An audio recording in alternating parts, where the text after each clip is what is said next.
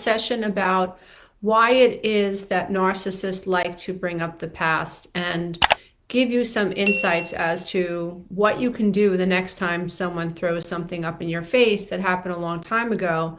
But I also think it's of tremendous value to understand the motivation behind why someone who is toxic or someone who has high narcissistic traits might be someone who tends to bring up the past, somebody who tends to criticize you, someone who tends to devalue you and disrespect you, someone who uses your past mistakes against you as an emotional weapon, and what is really motivating the actions and the words of someone who does something like this. So you have made a mistake in the past, or you have shared with someone that you love who has high narcissistic traits, for instance, or maybe it's just a toxic friend and you're not quite sure, because that happens a lot. You could be dealing with someone who might be passive aggressive, who you think is a little insecure, or who you think is jealous of you and projects their insecurities onto you, who is suspicious of you and who accuses you of things that you're not guilty of. You could be in a long-term relationship with someone like that and still be confused about whether or not you're actually right.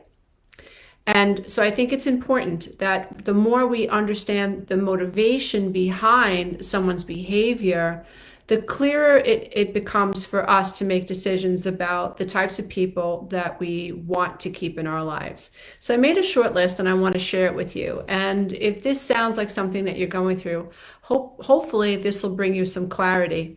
And with the clarity will also come your ability, or increase your ability, to have stronger personal values and stronger personal boundaries. Because when you're involved with someone who is highly toxic, it's very easy for them to twist your words, to blame shift, and to throw you off your game. That's the whole goal, right? It's to keep you off balance. It's to keep you engaged in crazy making communication so that you feel confused, so that you don't know which way is up, and so that you don't have the confidence to make a decision like hold this person responsible or just end the toxic relationship. So if you're dealing with someone who is toxic, they don't usually know that they're toxic, because a toxic person very often does not self-reflect. They don't think there's anything wrong. They're people who might make fun of other people who are into self-help, right? So if you know someone who makes fun of you because you're on a spiritual journey, or you go on retreats, or you read self-help books, or you have a therapist, toxic people are going to put you down because they're not going to understand the value of what you're doing. And because they don't think there's anything wrong with them, so they think the whole idea of you going to therapy or being on a spiritual journey or listening to YouTube videos or being part of a Facebook support group is kind of silly. It doesn't make sense to them because they're so perfect and they're so right all the time. So that's a huge red flag. But when you're talking about someone who is highly toxic and you've been in a relationship with this someone for a certain amount of time, and let's say something happens in the now and you want to discuss it. Now, if you're beginning to gain ground with someone who is toxic, this person might bring something up from the past and use it against you for a few reasons. And I want to explain to you what some of those reasons are. Number one, if you're dealing with a really toxic person who brings up, yeah, but you said this 27 years ago, or you did this 12 months ago. It's deflecting from what's going on in the moment. And so you want to talk about this one issue that you're having, and someone who is highly toxic and disrespects you has no appreciation for wanting to clear the ground, right? They don't want to do that. They don't want to take responsibility for it. So a tactic that someone with high narcissistic traits will use is deflection. And how do they deflect? They'll keep the focus on you, and they'll focus on something perhaps that you admitted to that you did wrong in the past. They know that you already have some remorse tied to that experience. So in their head, the strategy is, if I can make him or her feel bad now, then we deflect. We're not talking about what really happened in the now, and I can win this argument. So it also helps to manipulate the partner to feel guilty now and uses the past as an emotional wound, right? So this will put you in defense mode. So rather than talking about what's going on now, you've been shifted. You've been forced now to, if you're not aware of what's going on, you will automatically begin defending the last thing that you did. And what is not happening is fair communication. What is not happening is resolution. What is not happening is accountability. There's a lack of respect for what's happening between the two of you, which is going to really just add to the demise of the relationship, right? So this puts the victim or the target in a position of feeling wrong in the moment over something that happened in the past. So you have already taken accountability for something that happened in the past. You've already said, I'm sorry, right? The person that you're dealing with has acted as if, they've dealt with it and it's in the past as well. And if you're dealing with someone who is toxic, like a narcissist, what this person will do is they will bring this up because they want you to feel wrong now, even if you're not wrong now. And they will use the past as a way to make you feel wrong in the present, right? So that you can take responsibility for what's happening in the now. Why? So they can avoid taking responsibility in the now. So when you're dealing with somebody who tends to bring up the past, you really have to be aware of the fact that this is unhealthy communication. That you can love someone and be annoyed at them. You can love someone and be really irritated by them, as long as you are respectful when you communicate with this person. Respect is huge when it comes to a relationship. And we all know when we are being disrespected in a relationship. We all know when a stranger is being respectful and when a stranger is being disrespectful. And so it's up to us to recognize and to really evaluate the types of conversations we're having with people, and to also understand the motivation of the people that we are hanging out with, that we are spending time with. And it's also important that we learn to observe not only how we feel about these conversations, but observe the tactics used. And so it is unhealthy in a healthy relationship to bring up the past. If you have had something happen in your relationship with your partner and it's not something that you've been able to get over, that's okay. If your partner cheated on you and that's something that you're not able to really get over, that's okay. You're entitled to have that feeling of distrust. That's a normal reaction. There are some people who are able to move through it and put it to rest, and they really can move forward with their partner. The partner has been able to communicate a sense of respect and loyalty and also remorse to their partner. And the partner who has been cheated on can feel pretty confident that they can move forward still loving this person. That's fine. Everybody is different. Everybody has their own deal breaker. It's important in life that we recognize and we honor what's true for me. What's true for me? What's true for me might not be true for you, right? I'm not someone that would be able to get over that. That doesn't mean that I would, be a horrible person towards my husband. It doesn't mean that I would be vindictive. It just means that that's my line. I can't move through this, because for me personally, if I'm going to dedicate my life to someone, I have to feel like I can give you everything. And if you if you prove to me that you're distrustful, then you have broken that bond, right? And now I'm going to have to hold back, and that doesn't work for me, because I'd rather flow alone and keep the energy of my being flowing than feel like I have to hold back because you broke my trust. Now, there could be someone out there who's like, well, that's not me. I'm able to get past that. That's fine. Namaste. That's terrific. But we have to learn to acknowledge what feels right for us, right?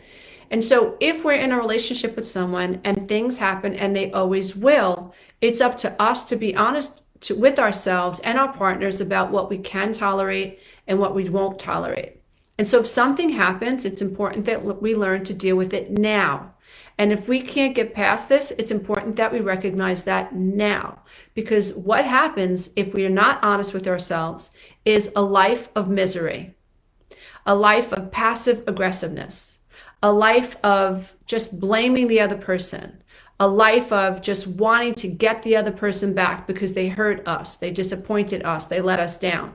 Why? Because we weren't honest in the moment. And this is how toxic relationships begin. We're not honest with ourselves. And this presents problems for our children because they're watching us as parents, as their parents, deal with our own emotions in a very negative way. That's what personal boundaries are all about. But personal boundaries are the result of learning to honor yourself and love yourself and know that you're competent enough to face life on your own if you need be, and to honor yourself in spite of how other people are going to feel, right? We move through life with compassion. We're not heartless. We're not completely, we don't take advantage of other people. But sometimes in order to live your best life, you have to make decisions that are going to upset people. So the decisions that you make wisely and with compassion and with grace, never with grandiosity, never with this flippant attitude, because so many of us are involved with other people, enmeshed and entangled. And when we make a decision, that's going to affect an innumerable amount of other people. Now, when you're dealing with someone who is highly toxic, someone like a narcissist, they don't care. There's no accountability around who is going to be affected when I say what I say or do what I do.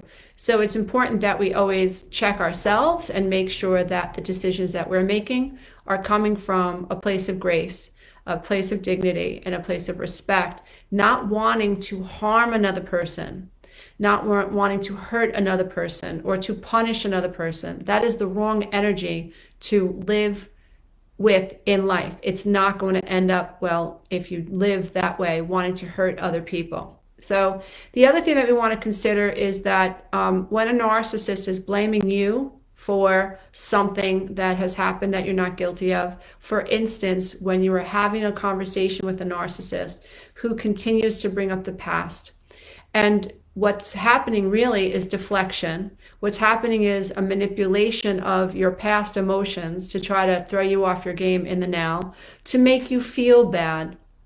Why? To disempower you. Why? To make you lack confidence in being able to stand in your power and tell this person, this is how you feel and this is what you would like to change, please. When a narcissist is blaming you, this is a mirror to their personal lack of boundaries, personal boundaries.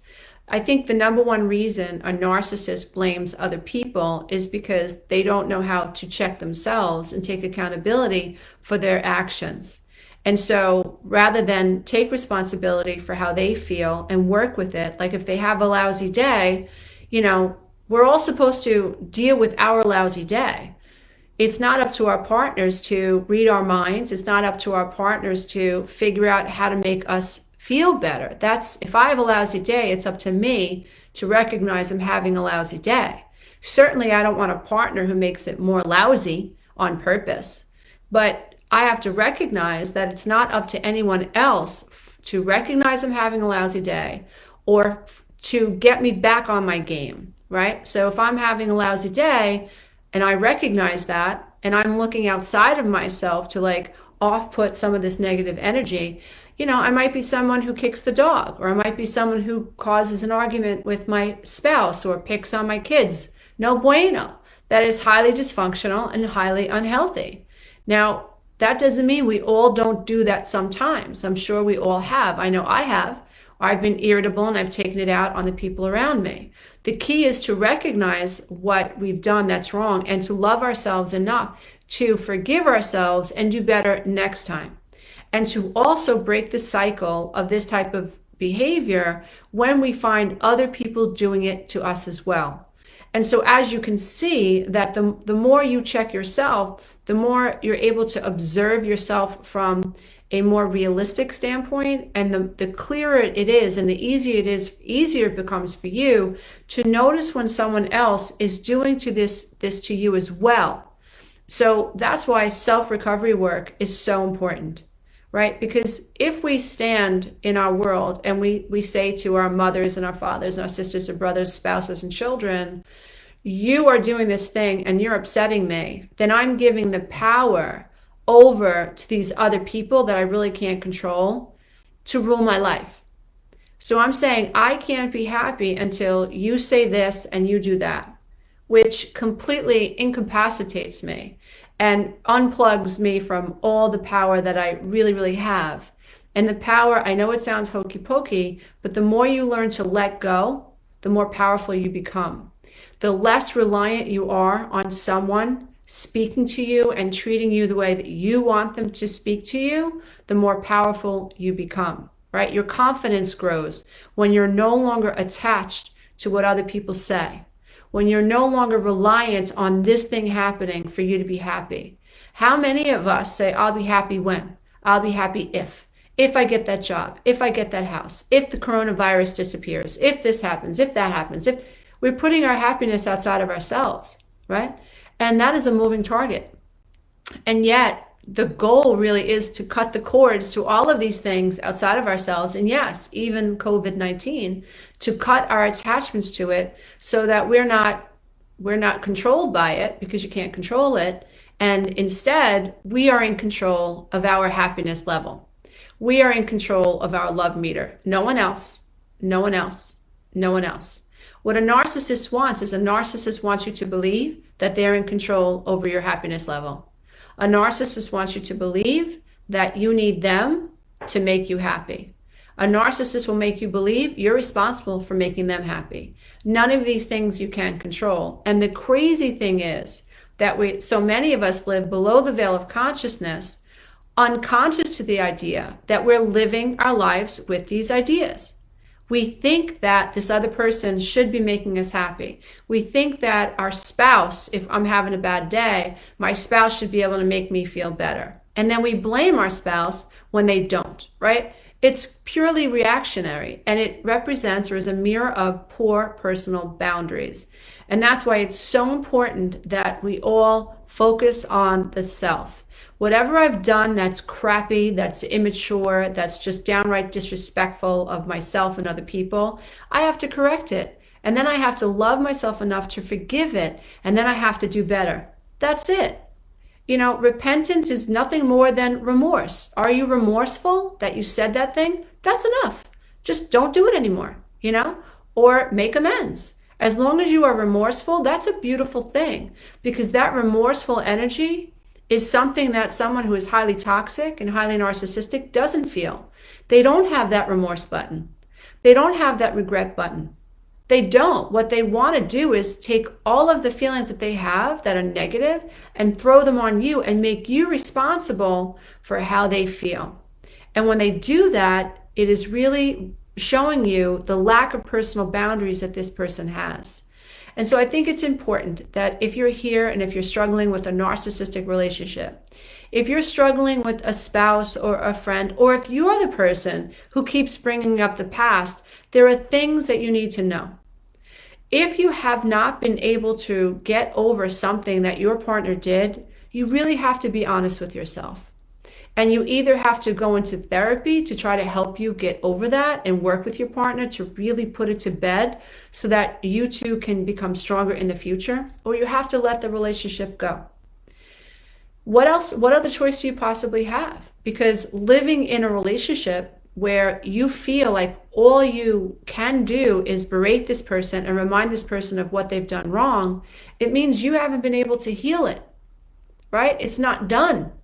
And so it's important that you consider that idea. The other issue is that if you're living with someone who says they are sorry and they continue to do what they've always done, it's not going to get better, right? So even though they're apologizing up and down and they're bringing home flowers the next day and they suddenly know how to empty the dishwasher, isn't that clever, right? How many times have you been through that? I know I have. I'm assuming many of you have, where you've complained about something and complained about something, and it's only when your partner has done something that is blatantly obvious, pick up the kids after school, or they know how to load or empty the dishwasher. It's just amazing how that works.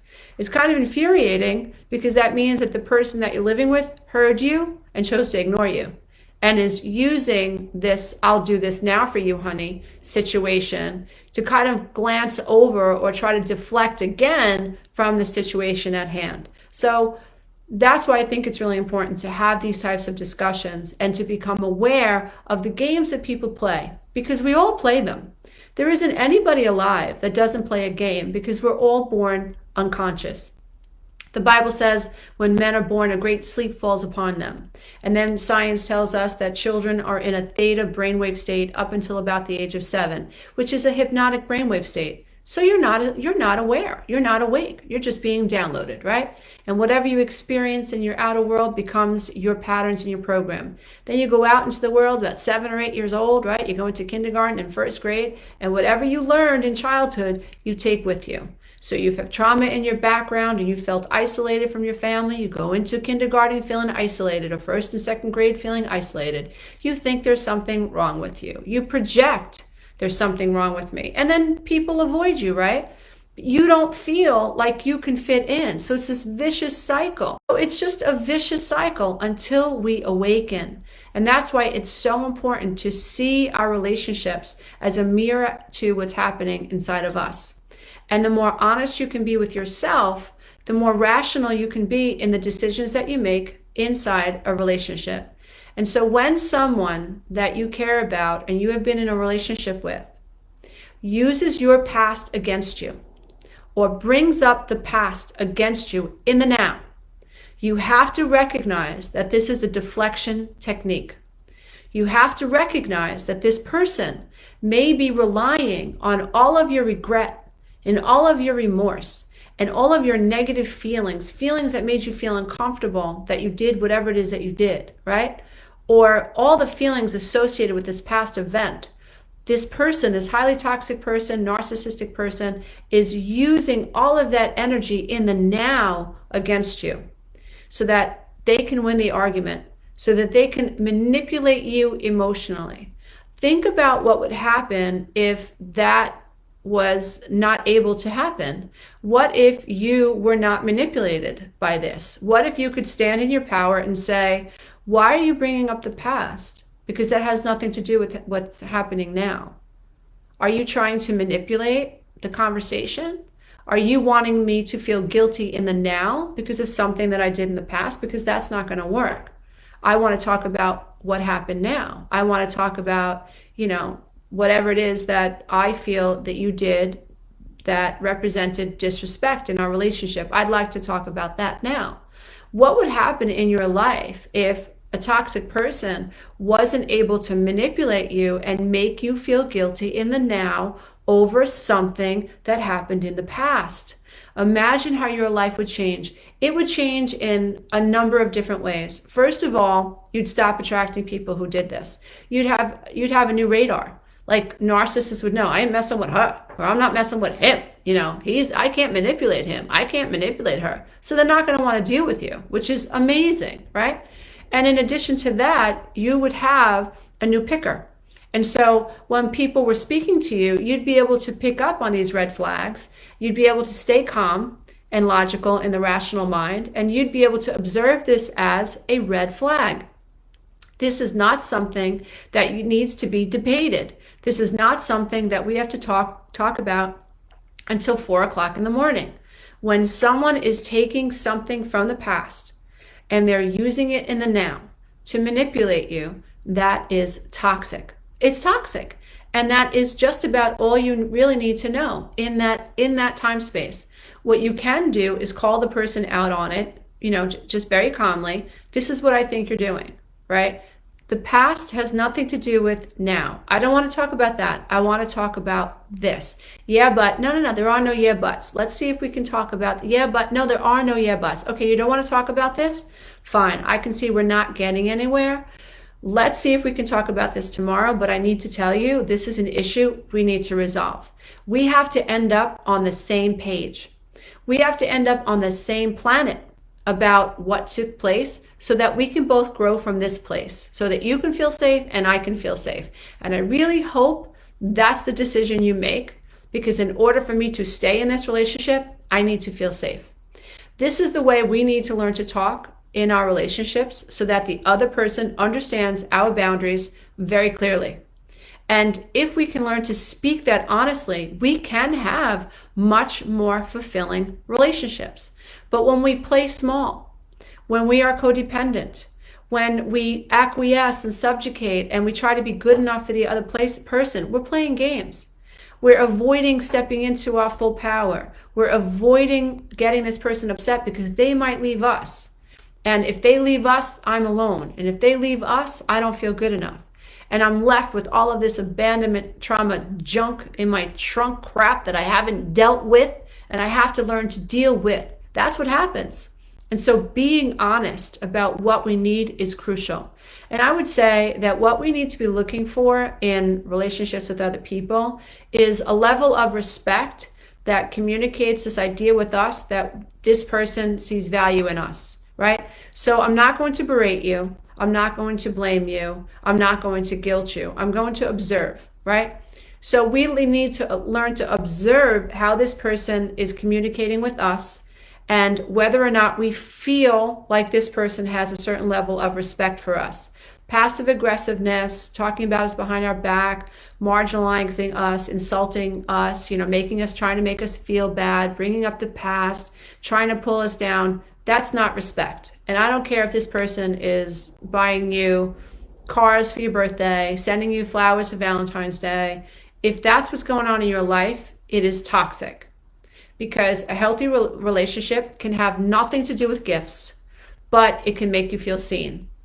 Healthy relationships have nothing to do with gifts.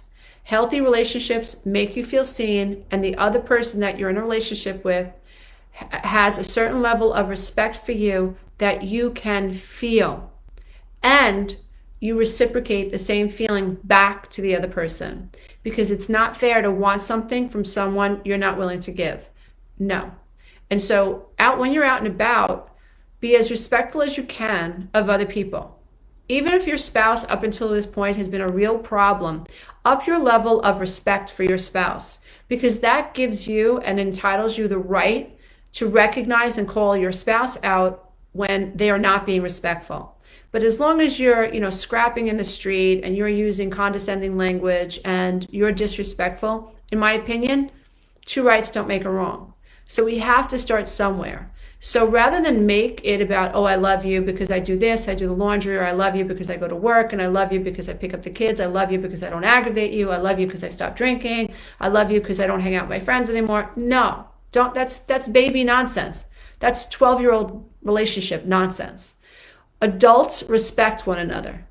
Even if they don't appreciate what the other person is saying all the time, even if they don't agree with their partner, they respect one another. You are in a healthy relationship if you're annoyed by something your husband or your wife does, but at the same time, you don't hold on to anger and resentment. You don't play this passive aggressive game, and you are able to maintain a certain level of respect for your partner. That is really ultimately the goal, because we all have our own idiosyncrasies. We all have these things about ourselves that other people might be annoyed by, and we have to accept that. And the goal is going to be respect. The goal is going to be feeling seen, right? And the goal is personal boundaries and personal accountability. Never expect from someone else what you are not willing to give this person. Never expect this person not to be passive aggressive if you are passive aggressive. That energetically just doesn't even make sense, right? Because we're all going to attract to us a similar energy. And so make sure that your communication style is fair. Make sure your communication style is open. Make sure your communication style is nonviolent. So you're not using words that insult other people, even when, this is difficult, even when they're insulting you. Because I've learned that if you can maintain a certain level of dignity for this other person, even when they're not being, kind to you, that earns you the right to acknowledge what's going on, walk away, and set a really strong boundary. You just up the ante, right? You just raise the bar for your relationship. Now you get the right to say, we can't do this anymore unless it's like this, because I'm not engaging in these backwards conversations. I'm not bringing up the past when it comes to you. I'm not using foul language. I'm not raising my voice. I'm not character assassinating you. But in order for me to be in your life continually and ongoing, then we need to speak to each other this way. I need to feel like even if you don't agree with me, you still respect me. You still have goodwill towards me. In toxic relationships, and it's really mind-boggling, when you're in this type of relationship and you don't have the contrast of a loving relationship. And from the bottom of my heart, I hope that everyone here listening has that experience, whether it's with a friend or a partner or a child or whoever, a business partner. I really hope that you one day know what it feels like to have someone in your life that truly has goodwill towards you, that they want the best for you and they don't want anything in return. They just really want you to excel in life, to expand in life, and to just live your best life out loud. It's just an amazing experience. But it's mind-boggling when you consider how many of us are in toxic relationships with people who feel like our adversary, right? I get letters every day, all day, whether they're emails or direct messages, Facebook, Instagram, Pinterest, you name it, we get it, YouTube. And so many of us don't know how to end a toxic relationship. Or so many of us are living below the veil of consciousness and acting out our childhood patterns. And when we're dealing with someone who has high narcissistic traits and they remind us of our past, or they say something like, well, you don't even get along with your parents. How could you get along with me? It's not my fault. Your own mother doesn't like you. That is crippling, right? That just cuts us off at the knees. We fall under the stress of that. And it's not easy for us to maintain composure and to keep our eye on the ball. What is happening now? So I just hope that this session has inspired you. I hope it's given you some more insights into why a narcissist or someone who is highly toxic would bring up the past. What are the reasons behind that type of behavior? Because if you can recognize that the goal is to deflect, then the answer is to keep the focus on what it is you're trying to resolve in the present. You don't allow someone to drag you into the past. And if you have to, you end the conversation until this person agrees to have a different type of conversation. And remember, dear one, if you're not feeling respected, you probably aren't. So when you're out and about, remember to be respectful of yourself, be clear, be honest about what you think and what you need, maintain a certain level of dignity and grace, hold on to it. It is such a spiritual tool. It's incredible.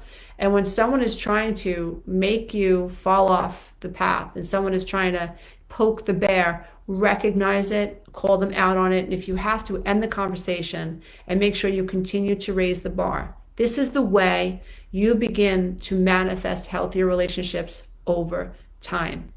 So be prepared to confront someone who is toxic, and remember that deflection is only a tool that someone is using to manipulate how you feel in the now based on how you felt in the past. So today we're going to be talking about why boundaries just don't work with someone who is highly narcissistic. Now we're talking about boundaries with the narcissist. It doesn't work.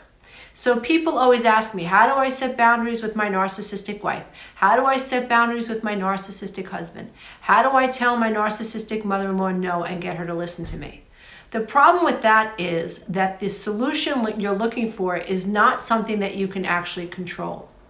And so while it is awesome to want to set boundaries with someone who is a narcissist, and while the illusion is that if we are able to be vulnerable and tell someone what we think and how we feel, and certainly, let's say we have a narcissistic mother-in-law who just pushes our boundaries, comes over, knocks on the door, opens up the door, takes what she wants out of the house, takes the kids out of the house, it's just causes problems in the family, talks about you to your sister-in-laws, to your brother-in-laws, to anybody who will listen, makes up stories and this happens in life.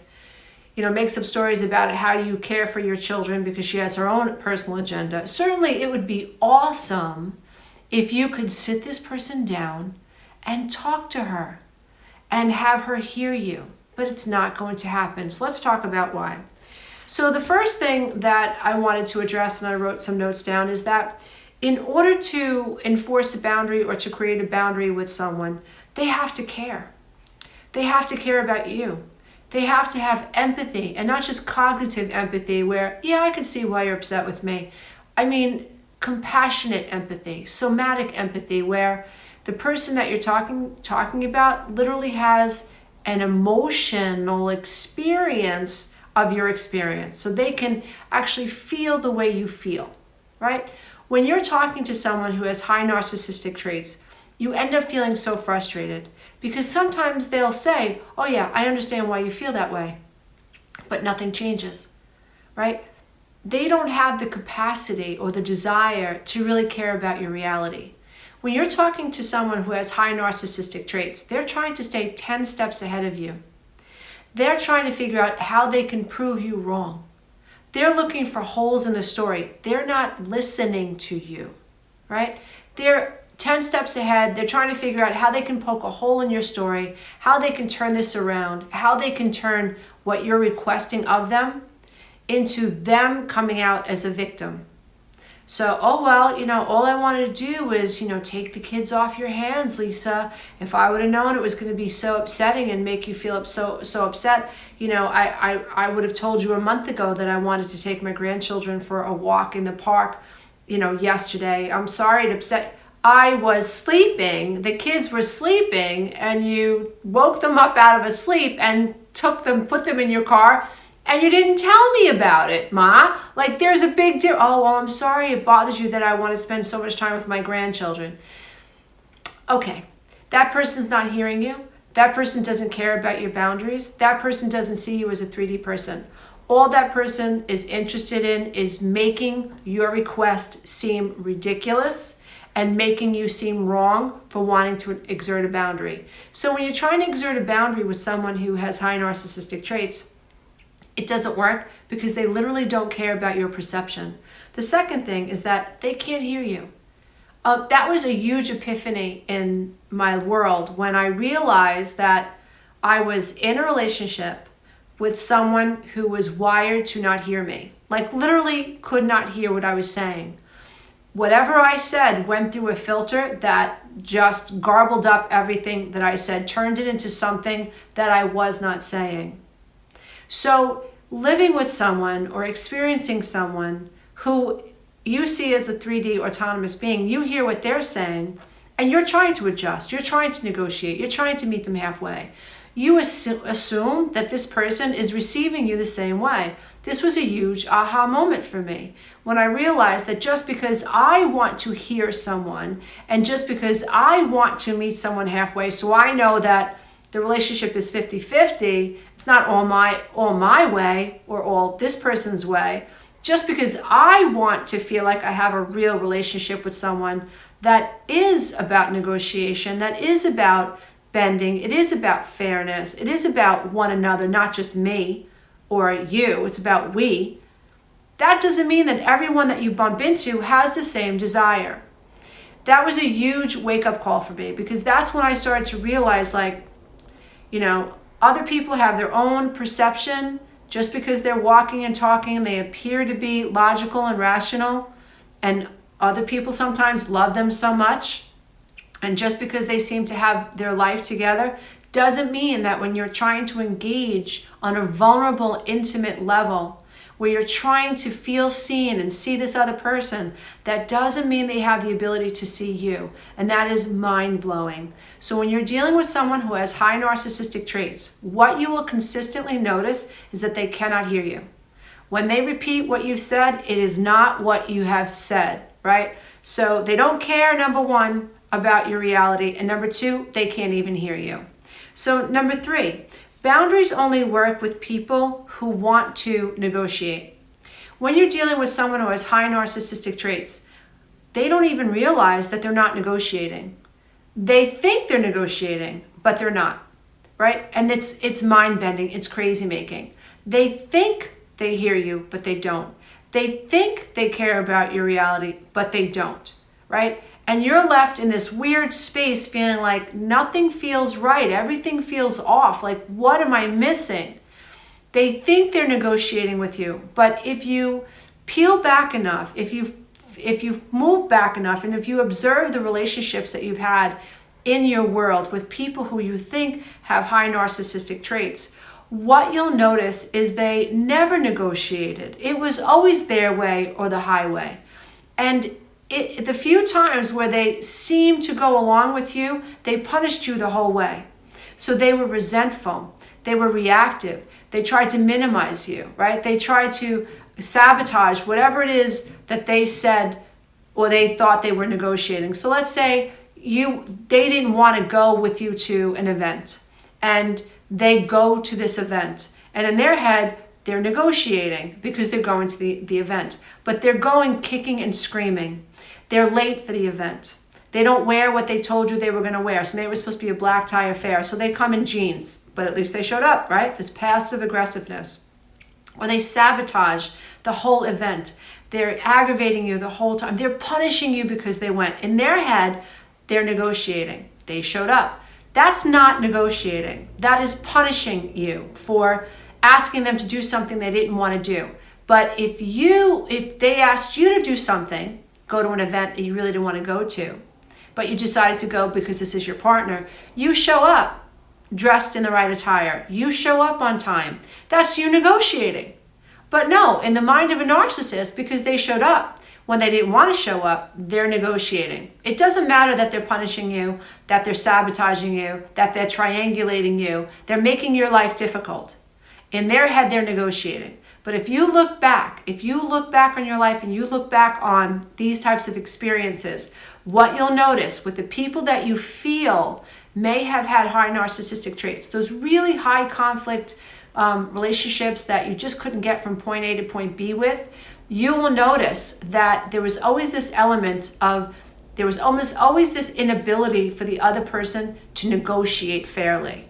And if they did do something you asked them to do, they punished you. And they never let you forget that they did this thing. So another issue that you'll find is that boundaries only work with people who don't fear feeling like they might be wrong, right? So when you're dealing with someone who is highly narcissistic, they don't want to feel shame, right? They have every excuse in the book for why they verbally abused you. Well, I did that because, and I said that because, and he made me angry, and she irritated me, she annoyed me, she should have never said that, he should have never done that. That's why I said and I did what I did. That's why, I ripped the carpet up, and that's why I did not pay the car payment that month, and that's why I embarrassed her at the party. There's always a reason. So if a boundary only works with someone who can feel remorse, can feel guilt, and can feel empathy for the person that they have abused in some way. Someone with really high narcissistic traits does not go there. I remember calling my father up. I think you guys may have heard me tell the story. It was the first time, it was his birthday, and it was the first year that he had moved out of state. So we grew up in New York, and he moves to Pennsylvania with my sister and my mom and her family. And it was the first year that, in my entire life, that I was going to be separate from my dad on his birthday. And it was a new experience for me. So I sent my dad a beautiful card, and I called him on his birthday. And the first thing he says to me was, I know why you sent me that card. I actually said to him, did you get the card? And he goes, yeah, I got your card, Lisa, and I know why you sent it too. And I said, it's your birthday? That's why I sent it? He goes, no. You sent it because you wanted me to feel guilty for moving. I said, Dad, that's what you took away from my birthday card? And he's like, yeah, I know why you sent me that card. And I was like, wow. So this was pure narcissistic projection. This was pure making up something in his head. So he may have felt guilty because they moved in the middle of my separation/divorce when things were really hot and things were really difficult between me and my ex. And he knew that my ex was on his best behavior when my family was around. And my dad knew that if he moved, things were going to get worse between me and my ex. He knew that if he moved, I wasn't going to be able to rely on them. So perhaps there was some level of remorse, maybe even some level of guilt, maybe even some dissonance about moving at that time. But rather than feel it, what happened in his head was he rejected it. So he may have been struggling on some level himself, but it transfers to me trying to inflict shame on him, which was not the case. I was stating a fact. Happy birthday, Dad. I'll miss you. It's our first birthday where you're going to be in another state. Enjoy yourself, basically was the gist of the card. But he heard something entirely different, and he felt shamed by me, and he rejected it. So this was his ego defense mechanism. Now, in order to set a boundary with someone, that someone has to be able to deal with the feeling of regret, or even deal with remorse, or even feel with, well, you know what, empathy for the other person. Like, my dad didn't have to react that way. He could have said, you know what, Lisa, I know you're going through a hard time, and I know we probably shouldn't have moved when we moved, and I'm sorry, but I'm here if you ever need me. That would have been the right way to deal with however my father was feeling, because for him to have such a strong reaction to that birthday card really was a signal to me that he was rejecting any level of guilt, any level of remorse, any level of shame. And the weird thing is that I totally supported my father's move. I was coming through the codependent fog. I was realizing I have no right to control my parents. If they want to move, in spite of what's going on with me, they have a right to move. They're adults. And I learned to swim in this toxic soup. And I learned to get myself out of the toxic soup anyway. But the point is, when you're dealing with someone who has high narcissistic traits, boundaries don't work, because in order to set a boundary with someone, you're assuming that this person has the ability to feel remorse over what they've done. See, if you can't feel remorse, if you don't let yourself go there, then no one can set a boundary with you, because you're going to reject it. So you can't change. So when you're dealing with your brother, your sister, your spouse, your mother, and they reject this idea that possibly they did something that hurt you, they just immediately reject it. They excuse it. They say, yeah, but, you did. Boundaries aren't going to work with that person. Boundaries are going to work with someone who is capable of self-reflection. Boundaries will work with someone who is capable of saying, wow, I didn't know that hurt you, and I will never do that again.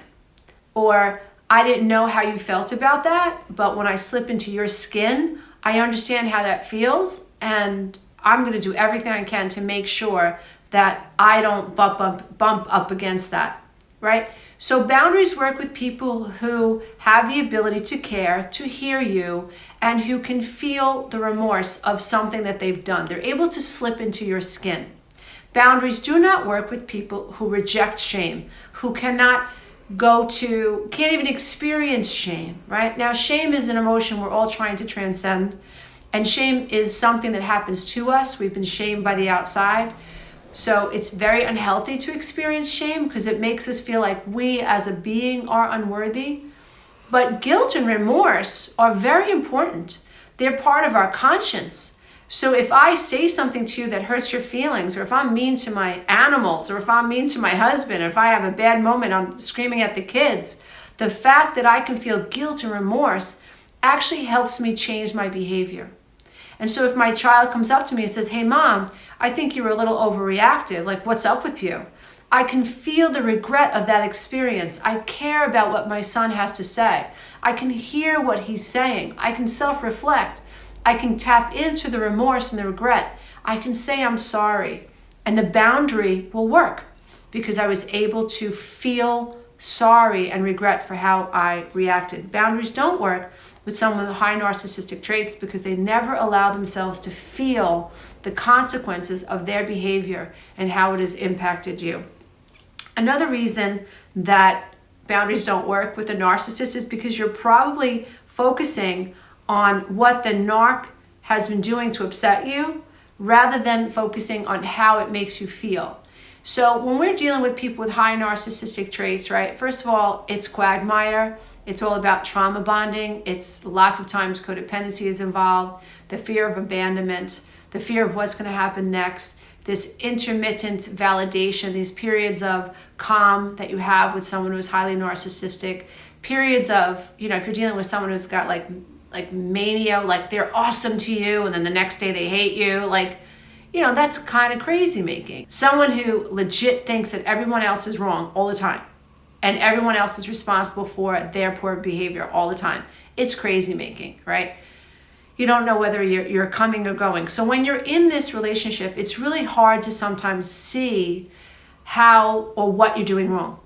But I can speak of my own experience and say I used to be so focused on what people were doing wrong that I thought was insane, rather than focusing on how it was making me feel. So if I share something with you and you tell your sister-in-law about it and it's very private and it's very personal, and now she becomes a source of narcissistic supply for you because you get to yap about me, and now you're also triangulating me. You get to look like the hero in this situation, and I'm upset about it. I want to try to get you to see how wrong that is, how you wronged me. And lots of times we are so hell-bent on trying to convince someone that they're hurting us, that we don't stop, we don't look, and we don't listen, and we don't ask ourselves, how is this making me feel? We focus on them. We focus on the person who's hurting us, rather than focusing on what we need in the moment, which is peace, which is calm, which is healing. We need boundaries. We need to assess the situation. We need logic. We need reason. We need the ability to step back and set a boundary with ourselves and say, whoa, how am I losing myself to trying to convince this person that they're wrong and that they're hurting me? Am I dealing with someone who can't hear me? Am I dealing with someone who can't see me? Am I dealing with someone who is always doing this? Am I in a cycle of, dude, why are you hurting me like this? Why are you cheating on me? Why do you keep lying? Why do you keep making stuff up?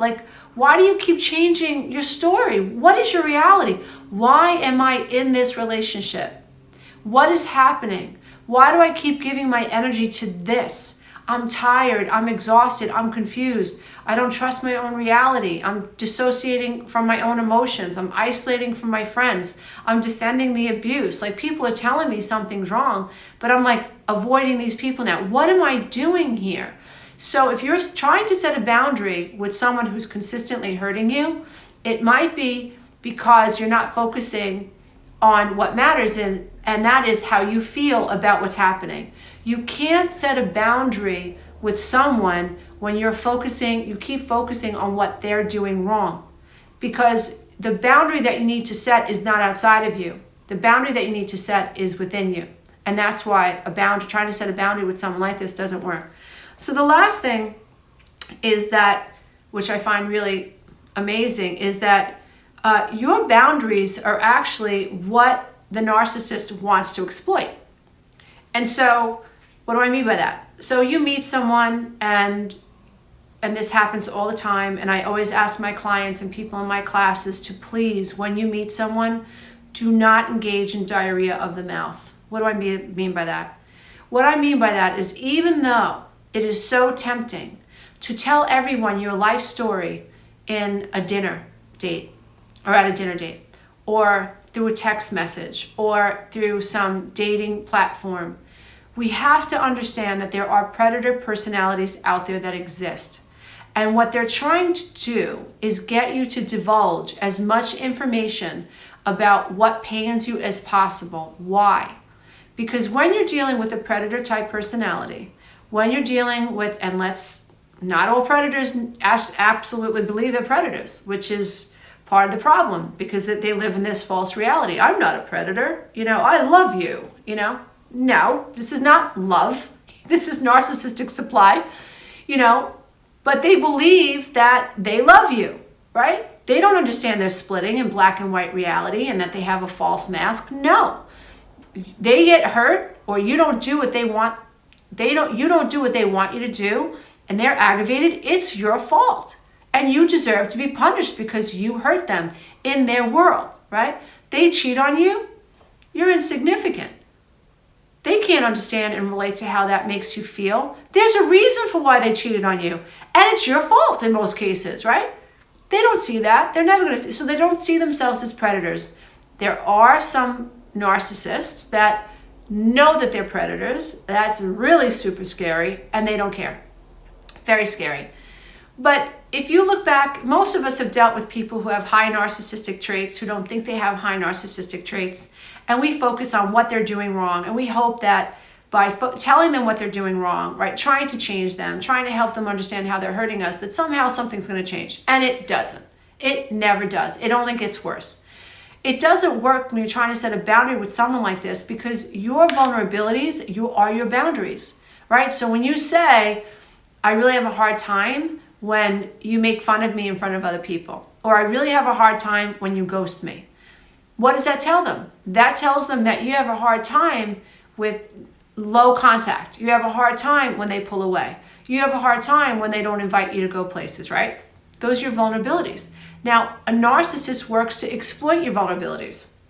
And so your boundaries are, you can't set a boundary with a narcissist, because your boundary or your pain point is what they need to exploit. That's what they're going to do. That's how they keep you stuck. That's how they keep you in the trauma bonded cycle. Because what a narcissist does is they lure you in, they get you to trust them, they mirror what you like, because they don't have a true self to, like a well of self to pull from. You know what I'm saying? So like when you are connected to yourself, you show up, you share yourself with this person. A narcissist can't do that. They're chameleons. And so if you like to work at animal shelters, they like to work in animal shelters. If you're a vegan, they're a vegan. If you're against like animal cruelty, they're against animal cruelty, at least in the beginning of your relationship. So what are they doing? They're figuring out what your pain points are. Oh, she likes animals. So if I kick her cat, or if I order chicken or whatever, that's really going to upset her. But let me play the game in the beginning. Let me make her think that I'm on her page. Let me make her think that she can trust me. Now, when you talk about your childhood, my father left, my mother left, I was a scapegoated child. Now this person knows that you have a difficult time feeling like you're being judged or you're not being included. That's exactly what the narcissist is going to exploit. So setting boundaries with the narcissist is not going to work. When you meet someone, anybody meets someone, we have to be very, very careful about how much information we give people when we first meet them. I think it's Brene Brown that talks about, she has a list of a few people on a piece of paper that she keeps in her wallet. Those are the people whose opinions of her matter to her. We have to pay attention to who we're sharing our vulnerabilities with. And in my opinion, and I learned this the hard way, the first time someone exploits a boo-boo, the first time someone takes something that you've shared with them and they use it against you, right? I was watching the Housewives of New Jersey the other day with my daughters, because they are in the business of creating like Bravo greeting cards, and they have their own greeting card company. So it's amazing, but part of their homework for their business is to watch Bravo. And in watching one of the reunion shows, one of the things that struck me was, these women were so hard on one another, and they exploited one another's vulnerabilities. They exploited one another's boo-boos. So if one had was estranged from their child, the other housewife went in for the attack. If one had plastic surgery, the other housewife went in for the attack and exploited the vulnerabilities, right? Trying to expose them, trying to shame them. I think that's really something that we can all take away from watching these reunion shows, because that's really not a nice way to treat one another.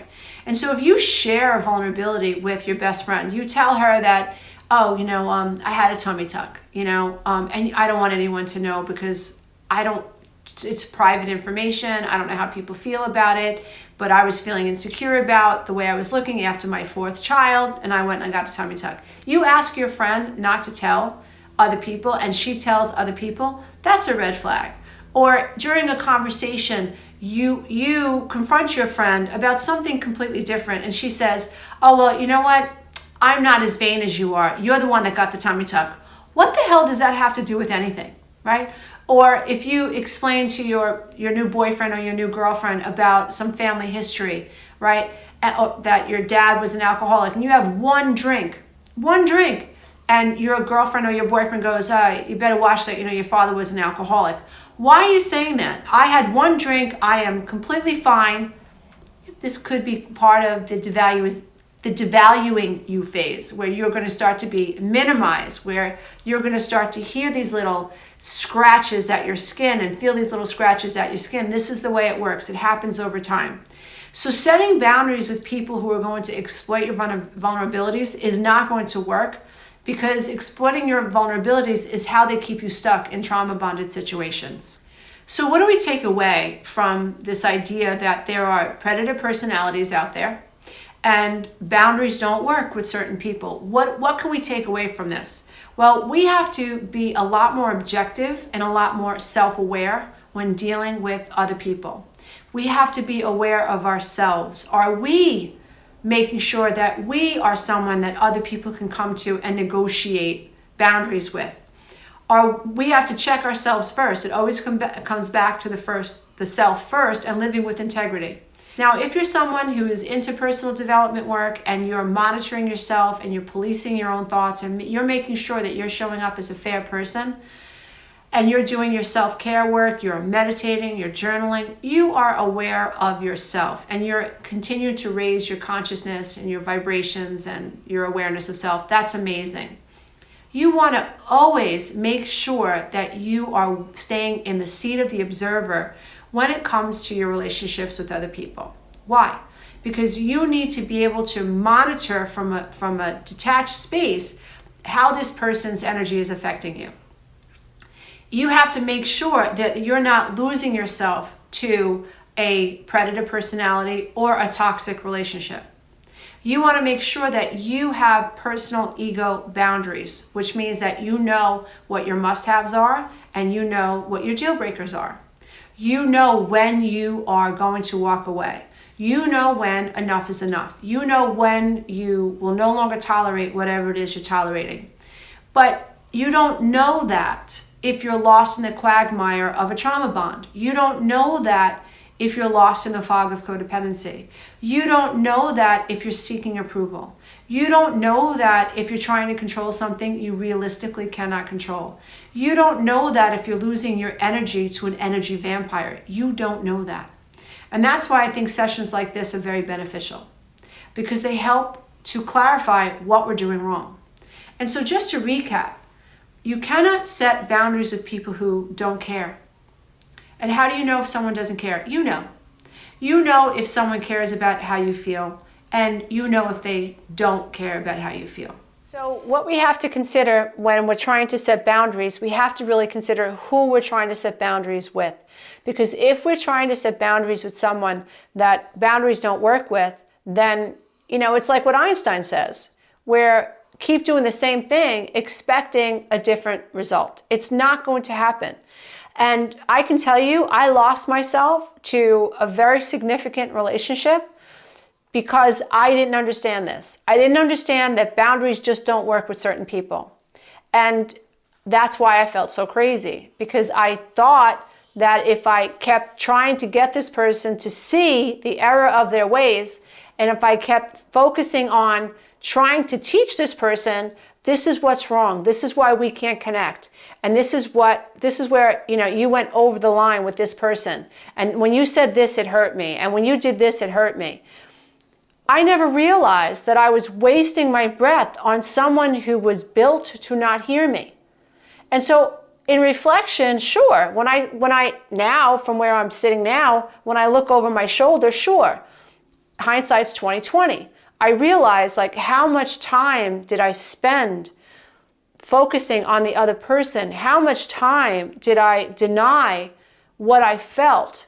How long was I trying to control something I could not control? I didn't know it at the time.